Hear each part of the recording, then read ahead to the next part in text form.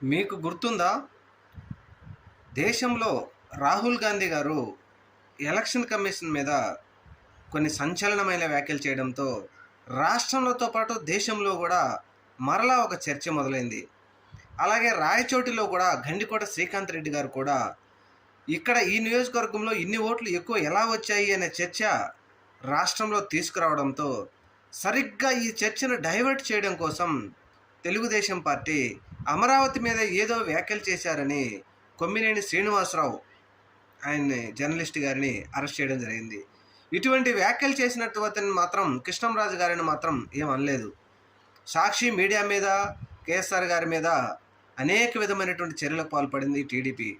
అంటే election commission మీద లేదంటే ఎన్నికల మీద ఏదో ఒకటి చర్చ ప్రజల్లో వచ్చినప్పుడు మాత్రం ఈ చర్చను డైవర్షన్ చేయడం కోసం విపరీతంగా తెలుగుదేశం పార్టీ ఈ కూటమి ప్రభుత్వం ప్రయత్నిస్తుంది అనడంలో సందేహం లేదు. అలాగే ఈరోజు కాంగ్రెస్ పార్టీ సంచలనమైన లేఖ రాసింది ఎలక్షన్ కమిషన్కి.